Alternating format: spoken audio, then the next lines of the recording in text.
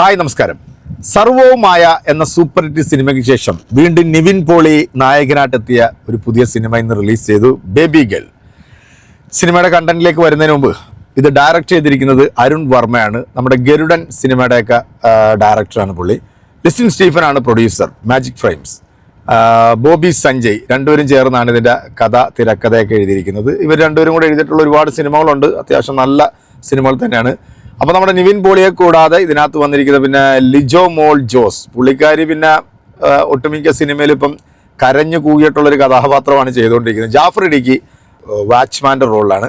ഹസീസ് പോലീസുകാരൻ്റെ വേഷത്തിലെത്തുന്നു. പിന്നെ നമ്മുടെ സന്ദീപ് പ്രദീപുണ്ട്, നമ്മുടെ ലിജോ മോളിൻ്റെ ബ്രദറായിട്ടാണ് വരുന്നത്. പിന്നെ ഇതിനകത്ത് പോലീസുകാരനായിട്ട് എത്തുന്നത് നമ്മുടെ അഭിനയ് തിലകൻ. പുള്ളിക്കാരൻ്റെ ഒരു ക്യാരക്ടറിനെ കുറിച്ച് പറയുകയാണെന്നുണ്ടെങ്കിൽ പുള്ളിക്കാരൻ്റെ ആ ഒരു ഡയലോഗ് ഡെലിവറിയൊക്കെ അത്യാവശ്യം നല്ല നൈസായിട്ട് ചെയ്തിട്ടുണ്ട്. എടുത്തു പറയേണ്ടത് ഇതിൻ്റെ ബാക്ക്ഗ്രൗണ്ട് സ്കോർ നന്നായിട്ടുണ്ട്. അതുപോലെ തന്നെ സിനിമോട്ടോഗ്രാഫി, ഫൈസ് സിദ്ദീഖ്, എഡിറ്റിങ് അത്യാവശ്യം സംഭവം ഒക്കെ കുഴപ്പമില്ല. അപ്പോൾ ഇതിൻ്റെ ഒരു കണ്ടന്റ് എന്താണെന്ന് ചോദിച്ചു കഴിഞ്ഞാൽ, ഒരു പെണ്ണ്, അതായത് ബാംഗ്ലൂർ പഠിക്കുന്ന സ്റ്റുഡൻസ്, 19 വയസ്സുള്ളൊരു പെൺകുട്ടി പ്രഗ്നൻ്റ് ആവുന്നു. പിന്നീട് ആ പെണ്ണ് പ്രസവിച്ച് കഴിയുമ്പോഴത്തേക്ക് ഈ കുട്ടിയെ ഇവർക്ക് നോക്കാം. കാരണം 19 വയസ്സേ ഉള്ളൂ പെണ്ണിന്, ചെറുക്കിന് ഒരു 21 വയസ്സ്. ഇങ്ങനത്തെ കണ്ടന്റൊക്കെ നമ്മൾ ഒരുപാട് കണ്ടിട്ടുണ്ട്. പക്ഷേ ഫസ്റ്റ് ഹാഫ് നല്ല രീതിയിൽ തന്നെ അതൊരു ഇൻവെസ്റ്റിഗേഷൻ മൂഡ്, ഒരു ത്രില്ലിങ് സ്വഭാവത്തിലൊക്കെ കൊണ്ടുവന്ന് ഇൻ്റർവെൽ കൊണ്ടുവന്ന് നിർത്തി. അതിനുശേഷം പിന്നെ അവിടെ നിന്ന് അങ്ങോട്ട് തുടങ്ങുമ്പോഴത്തേക്ക് പിന്നെ മൊത്തത്തിൽ കൈവിട്ട് പോയി എന്നുള്ളത്. ഫസ്റ്റ് ഓഫ് ഓൾ എനിക്ക് നിവിൻ പോളി നല്ലൊരു സംഭവം ചെയ്തിട്ട് നിൽക്കുന്ന ഈ ഒരു അവസരത്തിൽ ഇത്തരം ഒരു സിനിമ ചെയ്യണോ വേണ്ടയോ എന്നുള്ളതാണ് എൻ്റെ പേഴ്സണലായിട്ടുള്ള അഭിപ്രായം. കാരണം വെച്ച് കഴിഞ്ഞാൽ പുള്ളിക്ക് ഇതിനകത്ത് ചെയ്യാനായിട്ട് ഒന്നുമില്ലെന്നുള്ളത്. ഇതിനകത്ത് വേറെ ആരാണെങ്കിലും കുഴപ്പമില്ല. നിവിൻ പോളിക്ക് ചെയ്യാൻ പറ്റിയ ഒരു സാധനം ഇതിനകത്തില്ല എന്നുള്ളതാണ്.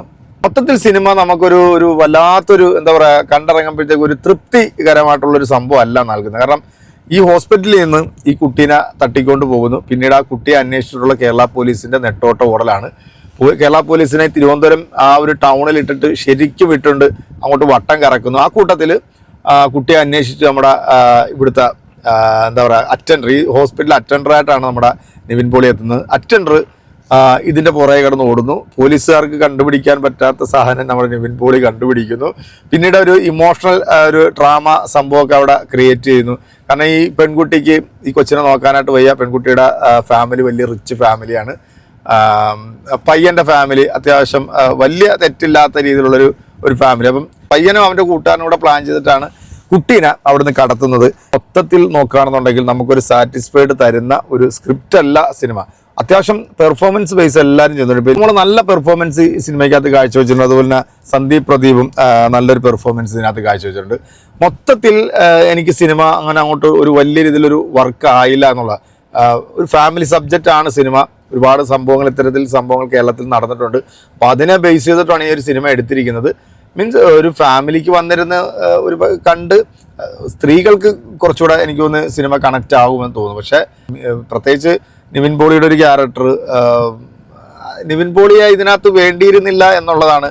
സിനിമ ഒരു ആവറേജ് ഫീലാണ് എനിക്ക് നൽകിയത്. കാരണം നല്ലൊരു സിനിമ പുള്ളി ചെയ്ത് വെച്ചിട്ട് പെട്ടെന്ന് ഇങ്ങനൊരു സിനിമ വന്നപ്പം നമ്മൾ പ്രതീക്ഷയോടെയാണ് സിനിമ കാണാൻ വേണ്ടി കയറി. സോ എനിക്ക് സിനിമ വലിയ രീതിയിൽ എനിക്ക് അങ്ങോട്ട് ഇഷ്ടപ്പെട്ടില്ല. ഇനി സിനിമ കണ്ടവരാണെങ്കിൽ നിങ്ങൾക്ക് സിനിമ ഇഷ്ടപ്പെട്ടിട്ടുണ്ടെങ്കിൽ നിങ്ങളുടെ അഭിപ്രായങ്ങൾ അറിയിക്കുക. എന്തായാലും ഫാമിലിക്ക് ഒരു പക്ഷേ ചിലപ്പോൾ സിനിമ ഇഷ്ടപ്പെട്ടേക്കാം എന്ന് തോന്നുന്നു. അപ്പം കാണണം എന്ന ആഗ്രഹമുള്ളവരെന്നുണ്ടെങ്കിൽ തീർച്ചയായിട്ടും തിയേറ്ററിൽ പോയി തന്നെ സിനിമ കാണുക. സിനിമ കണ്ടിട്ട് നിങ്ങളുടെ വിലയേറെ അഭിപ്രായങ്ങൾ കമൻറ്റുകൾ നമ്മുടെ കമൻറ്റ് ബോക്സിൽ അറിയിക്കുക. ഞാൻ എൻ്റെ പേഴ്സണൽ അഭിപ്രായമാണ് പറഞ്ഞത്.